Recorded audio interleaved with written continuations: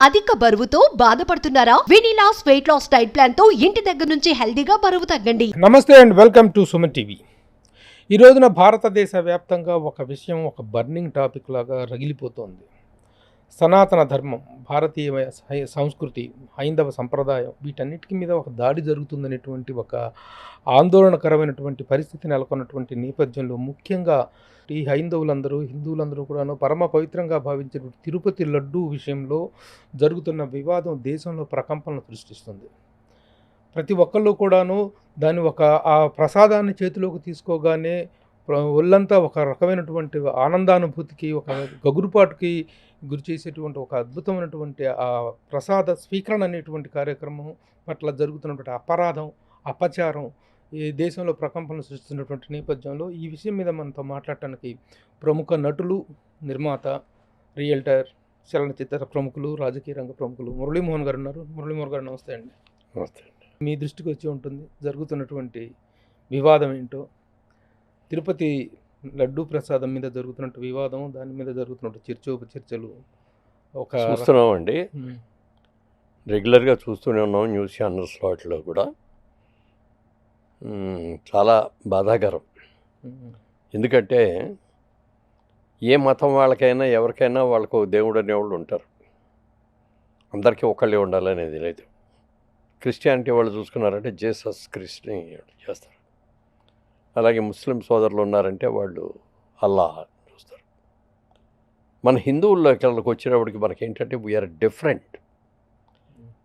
మనం ప్రకృతిని దేవుడుగా చూస్తాం, పంచభూతాలని దేవుళ్ళుగా చూస్తాం, చెట్టుని దేవుడిగా చూస్తాం, పుట్టని దేవుడిగా చూస్తాం, పాముని దేవుడిగా చూస్తాం, సింహాన్ని, పులిని దేవుడిగా చూస్తాం. ఇట్లా అన్నిటినీ కూడా మనం జీవరాశుల్లో కూడా దైవత్వం చూస్తాం. అందుకని మిగిలిన వాళ్ళలాగా ఒక పేరు ఉండదు మనకి. వెంకటేశ్వర స్వామి అనొచ్చు, రాముడు అనొచ్చు, కృష్ణుడు అనొచ్చు, ఏదైనా అనొచ్చు. ఎవరు ఏ పేరుతో పిలిచినా దేవుడు అనేది ఒకటే. అందుకని ఎవరికి ఇష్టం అయితే, ఎవరికి ఏ నమ్మకం ఉంటే ఆ నమ్మకంతో చేస్తారు. ముఖ్యంగా మన దగ్గరకు వచ్చేటప్పటికి మనం 2 తెలుగు రాష్ట్రాల్లో చూసుకుంటే తెలుగు వాళ్ళందరూ కూడా ఎక్కువగా వెళ్ళే దేవాలయం ఏది అని అంటే తిరుపతికి. ఒక ఈ 2 తెలుగు రాష్ట్రాల్లోనే కాదు, one of the biggest temple, one of the biggest collection. అలాగే డివోటీస్ రోజుకి లక్షల మీద వస్తారు. ఇది చాలా తక్కువ ఉంటుంది. ఏదో ఆ పండగ సందర్భంగా రావటం కాకుండా ఇది నిత్యం. అలాంటిది ఇంటింట్లోనూ ప్రతి ఇంట్లోనూ వెంకటేశ్వర స్వామి ఫోటో లేకుండా ఎవరో ఉండరు. ఏ కష్టం వచ్చినా స్వామికి దండం పెట్టుకొని, ముడుపులు కట్టుకొని, ఆ కోరికలు తీరగానే మనం గుడికి వెళ్ళటం, దైవ దర్శనం చేసుకోవటం చాలా పవిత్రంగా చేస్తాం. వెళ్ళేటప్పుడు కూడా చేసిన తర్వాత, దర్శనం అయిపోయిన తర్వాత కళ్ళు మూసుకొని ధ్యానం చేసుకుంటా ఆ కాసేపు మనకు ఉండేది. దర్శనం ఎక్కువ టైం ఉండదు. లోపల పదని అంటూ ఉంటారు. కాసేపులోనే కళ్ళు మూసుకొని దేవుణ్ణి తలుచుకుంటూ, నాకు నా కష్టాలు తీర్చావు, నా అభివృద్ధిని నీకు ఇవ్వాలి, మీ ఆశీస్సులు నాకు ఎప్పుడు కావాలని మనస్ఫూర్తిగా దండం పెట్టుకుంటాం. బయటకు వచ్చిన తర్వాత ప్రసాదం అనేది చాలా చాలా ఇంపార్టెంట్ అయింది. మనం ఏ దేవాలయానికి వెళ్ళినా ముందు అర్చకులు పూజ చేస్తారు. పూజ చేసిన తర్వాత మంత్రాలు చదువుతారు. మంత్రాలు చదివిన తర్వాత హారతిస్తారు. మన దగ్గరకు వచ్చి షడగోపురం పెడతారు, తీర్థం ఇస్తారు, ప్రసాదం ఇస్తారు. ప్రతి దాన్ని పరమ పవిత్రంగా చూసుకుంటాం మనం. ఇందులో ఎక్కడ కల్తీ అనేది ఉండదు కూడా. ముఖ్యంగా మన తిరుపతి దేవాలయం చూసుకుంటే తిరుపతి లడ్డు అనేది వరల్డ్ ఫేమస్. World famous. అంత అద్భుతంగా ఉంటుంది అది. దానికి అందులో వాడే సుగంధ ద్రవ్యాలు కానీ, యాలకులు కానీ, లేకపోతే కిస్మిస్ కానీ, అన్ని, ముఖ్యంగా నెయ్యి కానీ ఇవన్నీ కూడా చాలా అద్భుతంగా ఉంటాయి. ఇలాంటి అద్భుతంగా ఉన్నటువంటి ఆ లడ్డు ప్రసాదం తీసుకుంటాం. ఏదో మన ఇంట్లో నలుగురు 2 లడ్డూలు 3 లడ్డూలు తీసుకొని వెళ్ళాం. వాళ్ళు ఎన్ని ఇస్తే అన్ని తీసుకుందాం అనే కోరిక ఉంటుంది మనకి. కనీసం 25 లడ్డూలు తీసుకెళ్దాం, మన బంధువులకి అందరికి ఇద్దాం, మన ఆత్మీయులకి అందరికి ఇద్దాం, మన స్నేహితులకి అందరికి ఇద్దాం అనగానే ఆ తిరుపతి ప్రసాదం తీసుకొచ్చి ప్రసాదం తీసుకోండి అని అంటే మన ఆఫీసులో కానీ ఎక్కడికైనా కూర్చునే వాళ్ళని కూడా లేచి నుంచొని చాలా ఇదిగా 2 చేతులు కూడా ఇలా పెట్టుకొని అవును. ప్రసాదం తీసుకొని చక్కగా కళ్ళకద్దుకొని ఆ ప్రసాదం తింటాం. అంత పవిత్రంగా. అంటే తిరుపతి మనం వెళ్ళకపోయినా మన మిత్రుడు, మన స్నేహితుడు, మన బంధువు వెళ్ళొచ్చాడు, ప్రసాదం అక్కడి నుంచి తీసుకొచ్చాడు, స్వామివారే పంపించారు అన్నంత ఆప్యాయంగా మనం ఆ ప్రసాదం తింటాం. మన దురదృష్టవశాత్తు ఈ మధ్యకాలంలో కొద్ది సంవత్సరాలుగా తిరుపతి ప్రసాదం మీద కూడా చాలా కాంట్రవర్సీ వచ్చింది. ఇదివరకటి రోజుల్లో తిరుపతి ప్రసాదం తీసుకొస్తే ఇంట్లో ఇళ్ళతో వాసన వస్తూ ఉండేది, అద్భుతమైన స్మెల్. అలాగే ఫ్రిడ్జ్లో పెట్టకపోయినా బయట పెడితే కూడా ఓ నెల రోజులైనా ఏం పాడయ్యేది కాదు. ఇప్పుడు కొంతమంది కంప్లైంట్లు ఏంటంటే అక్కడ తీసుకొని ఇంటికి వచ్చేటప్పటికే పాడైపోతుందండి. ఇది ఒక స్టాండర్డ్ లేదండి అన్నట్టు వచ్చారు. ఏమిటిది, దేనికి ఏమిటి కారణం అని చూస్తే ఇదివరకటి నుంచి కూడా నందిని ఒక కంపెనీ కర్ణాటకలో ఉంది. వాళ్ళు కర్ణాటక మిల్క్ ఫెడరేషన్ అని వాళ్ళిద్దరు కలిసి ఇన్నేళ్లగా తిరుపతికి నెయ్యి వాళ్ళే ఇచ్చారు. వాళ్ళు కూడా ఏంటంటే వాళ్ళు భక్తులు, మనం ఒక దేవాలయానికి ఇస్తున్నాం, ఇందులో లాభ అపేక్ష ఉండకూడదు, మనకి అయిన కాస్ట్ రేట్కి ఇచ్చేసేయాలని చెప్పి చాలా బాటమ్ రేట్కి వాళ్ళు సప్లై చేసేవారు. గత ప్రభుత్వం వచ్చిన తర్వాత అన్నీ రీటెండరింగ్లని అని మొదలుపెట్టారు కదా, రివర్స్ టెండరింగ్లని. ఆ టెండరింగ్లో ఇది కూడా వీళ్ళు దాదాపుగా 50 ఏళ్ళుగా ఇస్తున్నారు. వీళ్ళు ఈ 50 ఏళ్ళుగా ఇస్తున్న వాళ్ళు వీళ్ళిద్దరూ లాభాలన్నీ వీళ్ళే కొట్టేస్తున్నారు అనుకున్నారు. మీరు ఏమనుకున్నారు చేసి వాళ్ళ టెండర్ క్యాన్సిల్ చేశారు. క్యాన్సిల్ చేస్తే రివర్స్ టెండరింగ్ అనే దాంట్లో వేసిన రోజున వీళ్ళు ఒక మాట చెప్పారు, మేము ఇచ్చేది రాక్ బాటమ్ ప్రైస్ అండి, మేము ఇచ్చే ప్రైస్గా అంటే ఎవరైనా తక్కువ ఇస్తారో అని ఉంటే మాత్రం అది కంటామినేషన్ ఉంటుంది, గ్యారంటీగా ఉంటుంది. అందులో ఏదో లోటు లేకపోతే ఆ రేట్ గిట్టదు, మాకోసం కాస్ట్ రేట్కి ఇస్తున్నాం మేము. అందరూ రైతులు ఫెడరేషన్ వాళ్ళు డైరెక్ట్గా పాలు తీసుకెళ్ళి ఇచ్చేవాళ్ళు వాళ్ళందరూ చేస్తున్నారు. మేము మా కంపెనీ తరఫు నుంచి దేవుడి భక్తి మాకు చాలా ఎక్కువ, అందుకని మేము అలాగే ఇస్తున్నామని చెప్పి, ఇది ఎవరైనా తక్కువ ఇస్తే మాత్రం దాంట్లో గ్యారంటీగా కంటామినేషన్ ఉంటుంది. ఎన్నో రకాలు ఉన్నాయి కంటామినేషన్లు, ఎన్నో ఉన్నాయంటే చెప్పడానికి లేదు. మరి ఆవు నెయ్యి పైగా ఇది బఫెలో ఘీ కాదు, ఇది ఆవు నెయ్యి. ఆవు నెయ్యి గేదెల దగ్గర నుంచి వచ్చిన నెయ్యికి వచ్చినంత ఇది రాదు, ఇందులో చాలా తక్కువ వస్తుంది. అందుకని దీని కాస్ట్ కూడా ఎక్కువ ఉంటుంది. ఇప్పుడు ఇవాళ మనం మార్కెట్కి వెళ్ళి ఆవు నెయ్యి కొనుక్కోవాలి మంచిది అని అనుకుంటే 800 రూపాయలు 1000 రూపాయలు ఉంటుంది. అలాంటిది వాళ్ళు 500 ఎంతో సుమారుగా 450 ఏదో వాటికి సప్లై చేస్తున్నాడు ఇన్నేళ్ళగా. ఈయన వచ్చిన తర్వాత రివర్స్ టెండరింగ్ చూసారా, ఎంత గవర్నమెంట్ వీళ్ళందరూ కూడా బోర్డంత రేట్లు తినేశారు. మేము 330 రూపాయలకో 350కో మేము ఇస్తున్నాం, 319 రూపాయలకి మేము ఇస్తున్నాము, ఇదిగో ఇంత సేవ్ చేసామని చెప్పి ఘనంగా చెప్పుకున్నారు. అలాగే ఆ చెప్పుకున్న దాంట్లో మొట్టమొదట ఆయన చెప్పాను కదా, కర్ణాటక వాళ్ళు నందిని వాళ్ళు మిల్క్ ఫెడరేషన్ వాళ్ళు ఇచ్చేటప్పుడు వాళ్ళే చెప్పారు, వార్నింగ్ ఇచ్చారు, ఈ రేటు కంటే ఎవరన్నా తక్కువ ఇస్తున్నారంటే మాత్రం ఇది కాదు. వీళ్ళకి ఇచ్చిన టెండర్ వేసింది ఎవరు, వీళ్ళకి ఏమైనా అయ్యి ఉన్నాయా, డైరీ ఫార్మ్స్ ఉన్నాయా, వీళ్ళకి ఏమైనా ఉన్నాయా, ఒక మిడిల్ మ్యాన్ లాంటి వాడికి ఈ టెండర్ అప్పగించారు. మధ్యవర్తి ఎక్కడి నుంచి తెస్తాడు, మార్కెట్లోకి వెళ్ళి కొన్ని సప్లై చేస్తాడు. మార్కెట్లో డిఫరెంట్ టైప్స్ ఆఫ్ ఉంటాయి. నెంబర్ 1 ఈ రేటుకి 319 20 అన్నారు కదా, దీన్ని సప్లై చేస్తాడంటే దీంట్లో ఆడికి 100 రూపాయల లాభం చూసుకుంటాడు. అంటే ఎంత హీనమైన నెయ్యి వస్తుంది. రోజుకి 15,000 కిలోలు నెయ్యి కావాలి, 15,000 కిలోలు కావాలి. అంత నెయ్యి ఎక్కడి నుంచి కలెక్ట్ చేసి ఇవ్వగలడు? మార్కెట్లో ఏది దొరికితే అది చెత్త చెదారం అంతా తీసేసుకున్నారు. అవి టెస్ట్ చేసి చూస్తే దాంట్లో జంతువుల యొక్క కొవ్వు ఉంది కూడా. ఈ కొవ్వులు ఎక్కడి నుంచి వస్తుంది? జంతువు చచ్చిపోయిన తర్వాత దాన్ని తీసుకొచ్చేస్తే అది బయటకు వస్తుంది. మనం చెప్పడానికి కూడా వీలైనటువంటి జంతువుల దగ్గర నుంచి కూడా తీసుకొని ఆ నెయ్యి అంతా కూడా ఇందులో కలిపేసి ఇచ్చారు.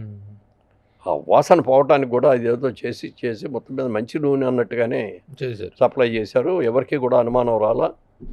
ఈ గత 5 ఏళ్లలో లడ్డు పాడుతా ఉంది, ఇదివరకు కూడా క్వాలిటీ లేదు అని అందరం ఫీల్ అయ్యాం. అనుమానం అంటే ఏదో క్వాలిటీ తగ్గింది, ఆ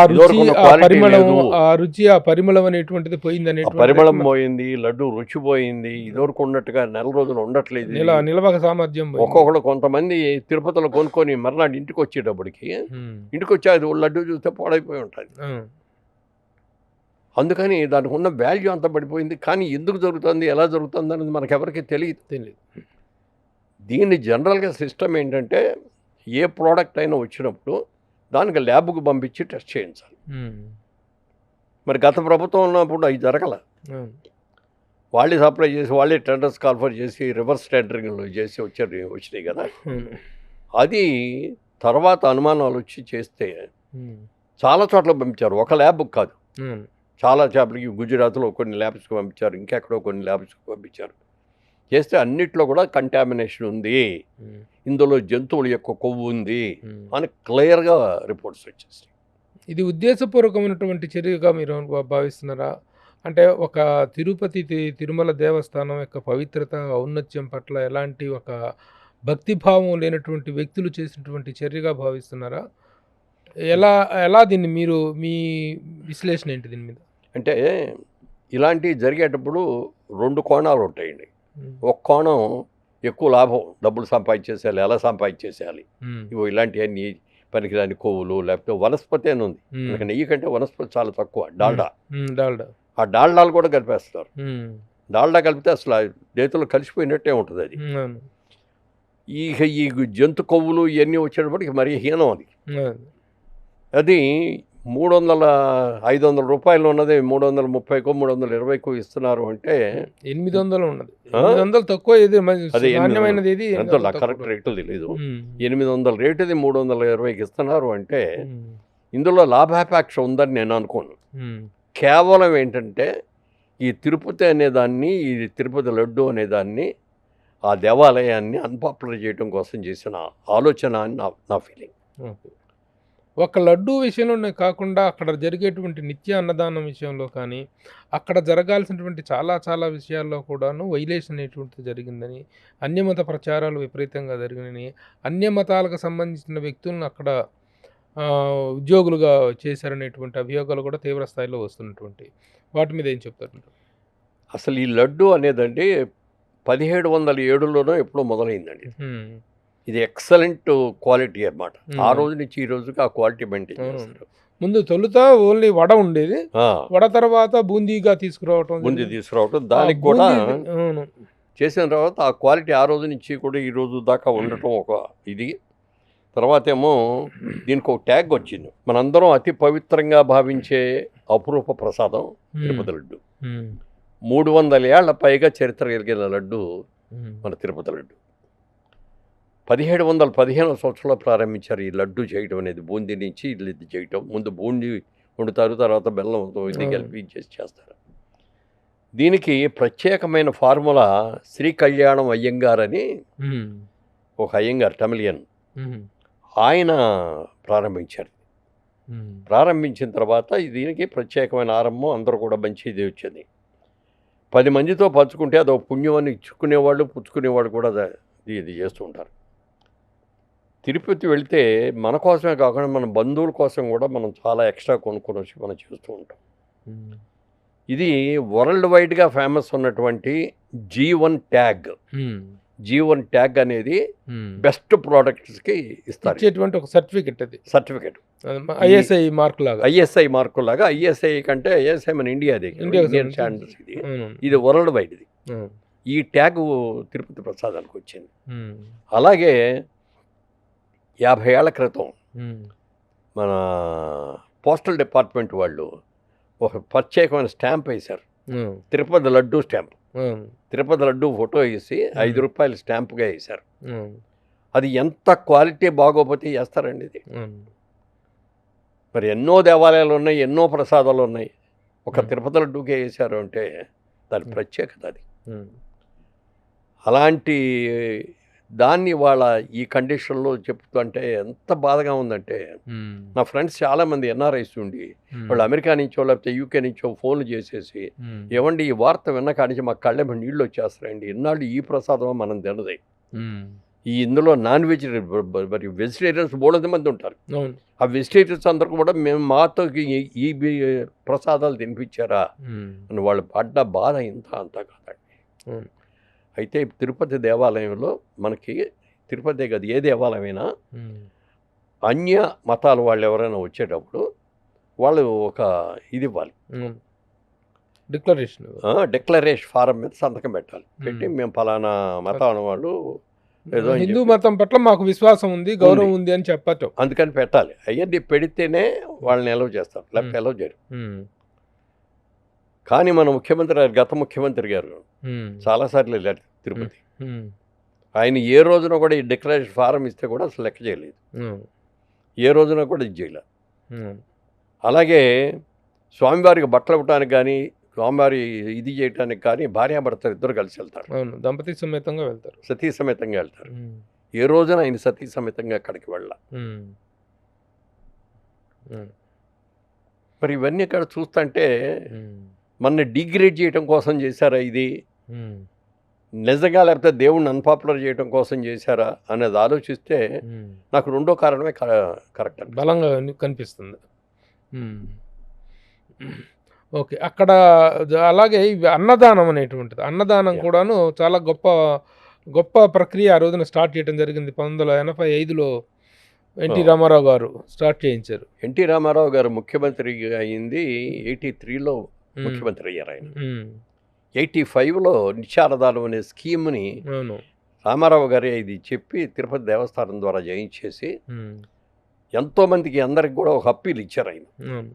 నిత్యాన్నదానం ఒక స్కీమ్ పెట్టాం, ఈ స్కీమ్కి మీరు అందరూ కూడా ఇస్తే మీ పేరు మీద ఇక్కడ పెడతాం, మీ పెద్దవాళ్ళ పేరు కానీ వీళ్ళతో కానీ ఉమ్. అని అంటే చాలామంది డొనేషన్స్ ఇచ్చారు, బ్రహ్మాండంగా డొనేషన్స్. ఉమ్. మొట్టమొదట రోజుకు 2000 మందికి వంట చేసేవారు. అవును. ఈ 2000 టోకెన్లుగా ఇచ్చేవారు. అవును. అక్కడ దర్శనం అయిన తర్వాత దర్శనం అయిన తర్వాత ఈ టోకెన్ ఇచ్చేవారు. ఆ టోకెన్లో ఈ 2000 మందికి మాత్రం భోజనం పెట్టేవారు. అవును. ఇవాళ పాపులారిటీ పెరిగిపోయింది, ఫండ్స్ పెరిగిపోయినాయి, డొనేషన్స్ పెరిగిపోయినాయి. ఉమ్. ఇవాళ రోజున టోకెన్ అనే సిస్టమ్ తీసేసి ఎంతమంది వస్తే అంతమంది భక్తులకి నిత్యాన్నదానం. అవును. నిత్యాన్నదానం కూడా ఏదో సాంబార్ రైస్ ఇంత కర్డ్ రైస్ పెట్టడం కాదు, ఉమ్. చక్కగా పెళ్లి భోజనాల్లో ఎలా పెడతారో అన్ని వాటితోటి మంచి గుమ్మలాడేటటువంటి మంచి వాసనతోటి మంచి రుచికరమైనటువంటి నిత్యాన్నదానం చేస్తారు. ఉమ్. మీరు చెప్తే నమ్మరండి. ఉమ్. మామూలుగా నిత్యాన్నదానానికి పూర్ పీపుల్ వెళ్తారు, ఉమ్. మనం హోటల్లో డబ్బులు ఇచ్చి తీసుకుందాంలే అనుకుంటారు. ఉమ్. తిందాం. ఇది అప్పర్ మిడిల్ క్లాస్ వాళ్ళు లేకపోతే ఇంకా కోటీశ్వరులు. ఉమ్. కానీ తిరుపతిలో అన్నప్రసాదం తినడం కోసం క్యూలో నిలబడి కోటీశ్వర్లు కూడా క్యూలో నిలబడి వెళ్ళి తినే సందర్భాలు ఎన్నో. మీరు తిన్నారండి? నేను తింటా, ఉమ్. యా కావాలని వెళ్ళాను నేను. ఉమ్. చాలా బాగుంది, చాలా రుచిగా ఉంది. నేను అక్కడే కాదు, ఉమ్. ఏ గుళ్ళోకి వెళ్ళినా నిత్యాన్నదానం ఉంది అంటే వెళ్ళి తింటాను నేను. ఉమ్. మంత్రాలయంలో తిన్నాను, శ్రీశైలంలో తిన్నాను, ఉమ్. విజయవాడలో తిన్నాను, ఉమ్. చాలా దేవాలయాల్లో. ఎందుకంటే అది ప్రసాదం కింద ఫీల్ అవుతాం. అన్నప్రసాదం అంటాం దాన్ని. అవును. అన్నం అన్నాను, అన్నప్రసాదం. అవును. లడ్డూ ప్రసాదం లాగానే అన్నప్రసాదం అది. ఉమ్. అది కూడా పరమ పవిత్రంగా చేసినది. అది కూడా ఈ మధ్యకాలంలో ఆ ఫుడ్ బాగోట్లేదు, ఉమ్. అన్నదాన స్కీములు పెట్టే భోజనం బాగోట్లేదు, చాలామంది వెళ్ళటం మానేశారు, అవును. బయట హోటల్స్కి వెళ్ళి. అవును. అసలు ఎంత ఒత్తిడి ఉంటుందో, ఎంత రష్ ఉంటుందో, అక్కడ ఎంతసేపు నిరీక్షణ వెయిటింగ్ ఉంటుందో, యా అట్లాంటిది ఈ రోజున అన్నదానం అనే దానికి ఖాళీగా ఉంటుంది ఆ స్లాట్స్ మొత్తం కూడాను, ఆ కాంప్లెక్స్ అంటే మొత్తం కూడా. ఎవరికి అంటే తెల్లారిపాటి కోటేశ్వరుడు ఎలా అవుతావు ఆలోచించేవాడే. కానీ ఉమ్. ఇది ఒక అద్భుతమైనటువంటి దైవ కార్యక్రమం. ఈ దైవ కార్యక్రమంలో మనం కరెక్ట్గా చేసి కరెక్ట్గా పెడితే మనకి ఎన్నో దీవెనలు వస్తాయి ఉమ్. అని అనుకొని చెయ్యాలి తప్ప ఉమ్. ఎలా లాభం చేసింది కాంట్రాక్ట్ అయ్యే లోపల మనం ఎంత సంపాదించేద్దామని ఆలోచించేసి ఉమ్. చేస్తే ఉంది. ఉమ్. మంచి మెటీరియల్ లేకుండా, మంచి ఫుడ్ లేకుండా, ఇది లేకుండా చేసినప్పటికీ ఇలా ఉమ్. ఉంది. ఆ విధంగా అన్పాపులర్ చేశారు దాన్ని కూడా. ఓకే. ఇప్పుడు మొన్న ముఖ్యమంత్రి గారు జరిగినటువంటి కేబినెట్ సమావేశంలో ఈ విషయాన్ని ప్రస్తావించడంతో దేశం మొత్తం ఒక్కసారిగా ప్రకంపనకు గురైపోయింది. ముఖ్యంగా సనాతన ధర్మం పట్ల కానీ, హైందవ ధర్మం పట్ల కానీ విశ్వాసం ఉన్నటువంటి హిందువులు, ముఖ్యంగా హిందువులు అందరూ కూడాను దీని మీద తీవ్ర స్థాయిలో బాధపడటము, తీవ్ర స్థాయిలో రియాక్ట్ అవ్వటం జరుగుతుంది. ముఖ్యంగా మన డిప్యూటీ సీఎం పవన్ కళ్యాణ్ ఈ విషయంగా తీవ్ర స్థాయిలో ధ్వజమెత్తడం జరిగింది. ఆయన రియాక్షన్ పట్ల మీరు ఎలా స్పందిస్తారండి? ఎక్సలెంట్ రియాక్షన్ అండి. నిజంగా ఇది జరగగానే వెంటనే అనౌన్స్ చేశాడు ఆయన. అపచారం ఎవరు చేసినా ఇది అందరికీ వస్తుంది. మనం కూడా అపచారం చేసినట్టే లెక్క. మనం చెయ్యకపోయినా ఉపేక్షించిన దేవుడికి మా తెలుగు ప్రజలు అందరూ హిందూ అందరి తరఫు నుంచి స్వామి నీకు రోజు అర్చన ఇది చేస్తున్నారు, మీకు తప్పు జరిగిపోయింది, ఎవరి వల్ల తప్పు జరిగిందని పక్కన పెడితే మేమందరం కూడా తప్పు చేసిన వాళ్ళ కింద లెక్క అని చెప్పి అతను భావించి దానికి ఒక ప్రాయశ్చిత్త దీక్ష తీసుకొని 11 రోజుల పాటు దీక్ష గుంటూరు యువతల నంబూరు దగ్గర ఒక దేవాలయం ఉంటే ఆ దేవాలయంలోకి వెళ్ళి అక్కడ మాల వేసుకొని 11 రోజులు మాలలో ఉండి తన పనులు చేసుకుంటూ 11వ రోజుకి తిరుపతి వెళ్ళి తిరుపతిలో దర్శనం చేసుకొని అక్కడ స్వామికి స్వయంగా కూడా క్షమాపణ చెప్పుకోవాలి అని చెప్పి ప్రాయశ్చిత్త దీక్ష తీశారు. ఇప్పుడు మొన్న కూడా అక్కడ దేవాలయంలో కూడా అక్కడ ఉన్నటువంటి పూజారులు బ్రాహ్మణులు అందరూ కూడా బ్రహ్మాండంగా చేశారు సంప్రోక్షణ. ఎందుకంటే ఒక సూర్యగ్రహణం వచ్చినా, చంద్రగ్రహణం వచ్చినా, ఇంకోటి ఏదైనా తప్పు జరిగినా ప్రక్షాళన అంటే సంప్రోక్షణ చేస్తుంటారు.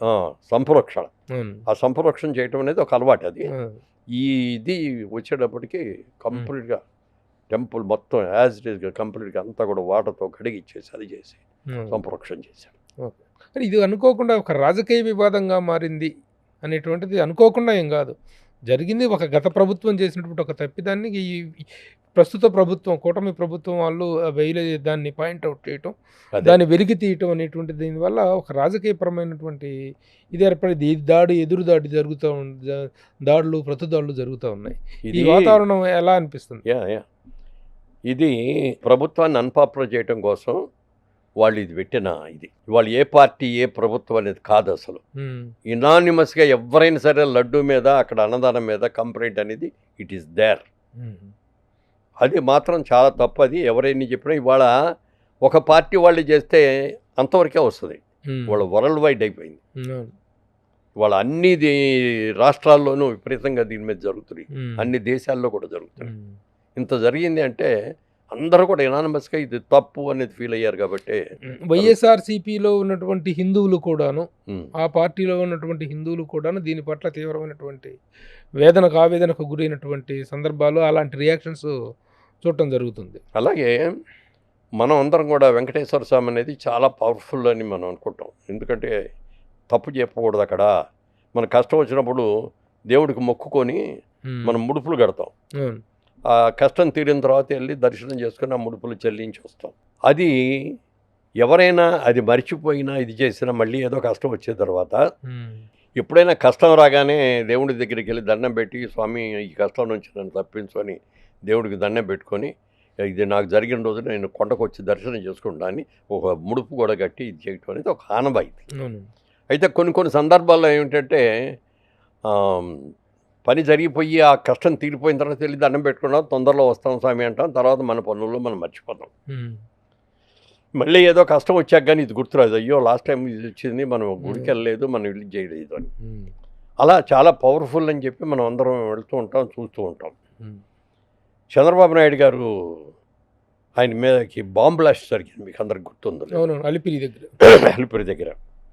అది జరిగినప్పుడు నిజంగా అది చాలా పవర్ఫుల్ ఇది పెట్టింది. అది పెట్టిన దానికి అసలు కారు కూడా ఎంతో ఎత్తేగిరి పడింది. అసలు అందరూ ఒక్కళ్ళు కూడా మిగలరు అనుకున్నదే. చాలా దెబ్బలతోటి ఆయన బయటకు వచ్చాడు ప్రాణంతో. ఆయన ఒక్కటే అనుకున్నాడు, నేను నీతిగా ఉన్నాను, నిజాయితీగా ఉన్నాను కాబట్టి వెంకటేశ్వర స్వామి నన్ను బతికించాడు ఇక్కడ, లేకపోతే నేను ముక్కలు అయి ఉండేవాడిని అని చెప్పి అయినాడు. ఆ రోజు నుంచి కూడా ఆయనకు విపరీతమైన దేవుడు వెంకటేశ్వర స్వామి అంటే చాలా ప్రేమ, చాలా భక్తి కూడా. ఎందుకంటే ఆయన చదువు అవన్నీ కూడా తిరుపతిలోనే జరిగినాయి కాబట్టి ఆయన లైఫే అక్కడి నుంచి స్టార్ట్ అయింది కాబట్టి ఇది ఎక్కువ.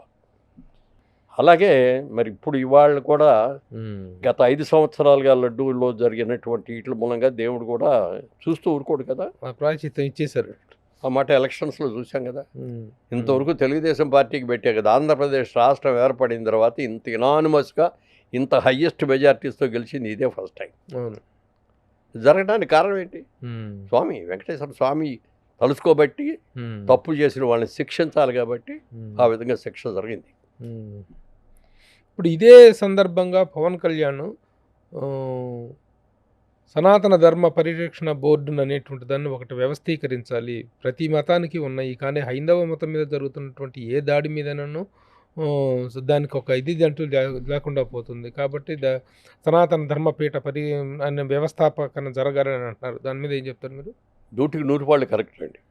ఇప్పుడు ఈ తిరుపతిలో ఇంత అరాచకం జరిగింది కదా, ఇదే ఒక మాస్క్లో కానీ లేకపోతే ఒక చర్చిలో కానీ జరిగి ఉంటేనండి ఎంత అల్లరైపోయేదండి. మనకి ఎవరైనా సరే ఎదురు ఆడి పాపం ఆడికి పోగొట్టుకుంటాడు అనుకుంటాం, మనం దండం పెట్టుకుంటాం, ఇక మేమే తప్పు చేసాం అనుకోండి అని. పవన్ కళ్యాణ్ ఏం తప్పు చేయలేదు కదా, చేయకపోయినా ఎందుకు దీక్ష తీసుకున్నాడు?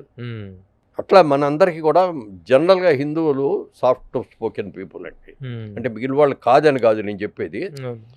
ఇదే కనుక నిజంగా ఒక చర్చిలోనో మసీదులోనో ఇంకో చోట కనుక జరిగినట్టయితే ఎంత అల్లరయ్యేది, ఎంత గోల అయ్యేది. ఇప్పుడు తిరుపతి దేవస్థానంలో ఈ అన్యమత ప్రచారం ఇతర మతస్థులను అక్కడ డిప్లాయ్ చేయటం కూడా జరిగింది, తీవ్ర స్థాయిలో జరిగింది అక్కడ. దాని మీద కూడా చర్యలు తీసుకునేటువంటి అవకాశం ఉంది, జరిగింది కూడా. చాలా మంది అక్కడికి వెళ్ళి ప్యాంప్లెట్లు ఇచ్చేస్తూ ఉంటారు, క్యూలో నిలబడి క్యూలో ఉన్న వాళ్ళందరికీ ప్యాంప్లెట్లు ఇచ్చేసి క్రిస్టియానిటీ పబ్లిసిటీ అవన్నీ కూడా చాలా చాలా జరిగినాయి. చాలా సంవత్సరాలు జరుగుతుంది, గత 5 ఏళ్లలో విపరీతంగా జరిగింది. ఇంతకీ రేపు పొద్దున తిరుపతిలో దీక్ష చేయడానికి వెళ్తున్నటువంటి మాజీ ముఖ్యమంత్రి జగన్మోహన్ రెడ్డి అక్కడ హిందూ విశ్వాసం ఉంది నాకు అనేటువంటి డిక్లరేషన్ ఇస్తారనేటువంటి నమ్మకం మీకు ఉందా? ఇస్తారా, ఇవ్వరా? గతంలో ఎన్నోసార్లు జరిగింది, ఇవ్వకుండా వెళ్ళిపోవటం జరిగింది. అప్పుడు ముఖ్యమంత్రిగా ఉన్నాడు కాబట్టి ఎవరు అడగలేరు, అడిగే దమ్ము లేదు. పైగా ఆయన ఎదురుగుండా నుండి అడగాలంటే భయపడిపోయారు, ఎవరికాళ్ళు భయపడిపోయారు. ఏ రోజున కూడా డిక్లరేషన్ ఫామ్ మీద సంతకం పెట్టేవలా. రేపు చూడాలి మరి రేపు ఏం చేస్తారు అనేది. But rule is a rule, ఎవరికైనా అని చెప్పి రూల్ని ఇప్పుడు ఇది చేయాలి తప్ప rule is rule for all. ఇప్పుడు పవన్ కళ్యాణ్ ఇచ్చినటువంటి స్టేట్మెంట్ ఈ విధంగా ఈ చేయటం అనేటిది అమానుషం, ఇలా చేయటం అనేటువంటి దాన్ని తను వ్యతిరేకించి తను స్టేట్మెంట్ ఇస్తే, ఆల్రెడీ దేశంలో చాలా సమస్యలు ఉన్నాయి, మళ్ళీ ఇంకా రెచ్చగొట్టొద్దు అంటూ ప్రకాష్ రాజ్ అనేటువంటి యాక్టరు తను ఒక కౌంటర్ ఇవ్వటం జరిగింది. దాని మీద మీరేం చెప్తారు? అదే చెప్పా ఇందాక మీకు, తిరుపతి దేవస్థానం దేవాలయం గురించి మాట్లాడుతాం తప్ప మిగిలిన కాంట్రవర్సీ, దానికి సంబంధించిన కాంట్రవర్సీ మ్యాటరే కదా ఇది, దానికి రిలేటెడ్ మ్యాటర్ ఇది. ఏమండి, విమర్శించే వాళ్ళు రకరకాలు ఉంటారు మనుషులు, వాళ్ళు తప్పు వాళ్ళే తెలుసుకోవాలి. ఎందుకంటే ఒక భగవంతుడికి సంబంధించింది, ఒక పవిత్రమైన దేవాలయానికి సంబంధించింది, ఇది జరిగింది ఏమిటని మనందరం ఇంత బాధపడతా ఉంటే అలాంటి స్టేట్మెంట్లు ఇవ్వటాలు తప్పది. నీకు చేతనైతే నువ్వు ఏదైనా మంచి చేయి, అంతేగాని దాని మీద మళ్ళీ చేసేవాళ్ళని మంచి చేస్తున్నటువంటి పవన్ కళ్యాణ్ పాపం ఇంత ఇదిగా చేసి మనందరం చేసాం, మీరు చేశారని నేను చేశాను, మనం ఎవరైనా చేయలేదు కదా. సంప్రోక్షణ చేసినట్టుగానే ప్రాయశ్చిత్త దీక్షను తీసుకొని ఎవరు వెళ్ళాం, మనం వెళ్ళామా? అతను ఇంత బాగా ఇంత పవిత్రంగా ఇంత మర్యాదగా చేస్తుంటే అతను కామెంట్ చేయటం అనేది కరెక్ట్ కాదు. చేతనైతే మీరు కూడా చేయండి, అంతేగాని. ఇదే విషయంలో వెంటనే కార్తీ సూర్య, తమిళ హీరోలు కార్తీక్ సూర్య వాళ్ళు చిన్న వివాదం వస్తే వెంటనే వాళ్ళు రియాక్ట్ అయ్యి సారీ చెప్పడం అనేటువంటిది చిన్నది, అందులో తప్పు కూడా లేదు. ఊరికే జనరల్ గా సరదాగా అన్నది. ఎందుకంటే వాళ్ళ సినిమా పబ్లిసిటీ జరుగుతుంది, మళ్ళీ లడ్డు కూడా ఇక్కడ ఎందుకు లేవయ్యా, లడ్డు సంగతి తర్వాత చూద్దామని ఏదో అన్నాడు. అందులో తప్పు భావన అనేది లేదు, విమర్శ అంటే అంతకంటే లేదు. దాని మీద కాంట్రవర్సీ రాగానే వెంటనే క్షమాపణ చెప్పాడు ఆయన. నేను కావాలి అన్నది కాదు ఇది. తను కూడా 3 రోజుల ప్రాయశ్చిత్త దీక్ష తీసుకుంటానని చెప్పాడు సూర్య దీని పట్ల. సో ఈ విధంగా జరుగుతున్నటువంటి ఈ వివాదం ఎంత దూరం పోతుంది ఏంటనేటువంటిది we have to wait and see. మనకేం లేదు, మనం నిమిత్త మాత్రంలో జరగాల్సింది ఆ భగవంతుడే చేసుకుంటాడు, ఏం చేయాలి. శిక్షణ శిష్ట రక్షణ అనేది కంపల్సరీగా జరగాలి, జరిగి తీరాలి, జరుగుతుంది. అది ఎలా ఉంటే ఇప్పుడు తిరుమల తిరుపతి దేవస్థానం యొక్క చైర్మన్ పదవి అనేటువంటిది చాలా చాలా గొప్ప విశిష్టమైనటువంటి పదవి. మంత్రి పదవి ఇస్తామన్నా వద్దంటారేమో కానీ ఆ పదవి ఇస్తామంటే మాత్రం కాదనే వాళ్ళు ఎవరు ఉండరు. కానీ ఆ రేసులో మీరు కూడా ఉన్నారనేటువంటి ఒక ప్రచారం ఉంది. ఎంతవరకు నిజం? మీరు ఉన్నారా? ఉంటే మీ ఆసక్తి ఏంటి? ఇందులో రేసులో ఉండటం అనేది ఉండదండి. అది అవకాశం రావటం ఒక అదృష్టం నిజంగా. అది అందరికీ రాదు. నేను చిన్నప్పటి నుంచి దేవుడు భక్తి అనేది నాకు ఎంత ఎక్కువ ఉన్నా కూడా నాకు రావాలని నేను కోరుకున్నా. నేను ఎప్పుడు ఏ రోజున మంత్రి పదవి కానీ ఇంకోటి కానీ కావాలని కూడా నేను అడగల. చంద్రబాబు గారి దగ్గరికి వెళ్ళి నేను స్ట్రైట్గా అడిగింది అదే. నాకు మిగిలిన ఏమీ మీద లేదండి, అవకాశం ఉంటే టీటీడీ చైర్మన్గా నాకు ఇవ్వండి అన్న. తర్వాత రీసెంట్గా మళ్ళీ ఒకసారి ఇంకో మాట కూడా అడిగా, ఏమండి మీకు చాలా ప్రెషర్స్ ఉంటాయి, ఒకవేళ చైర్మన్గా ఇవ్వడానికి అవకాశం లేకపోతే బోర్డు మెంబర్గానే ఇవ్వండి అని అడిగా. మాట్లాడతాను.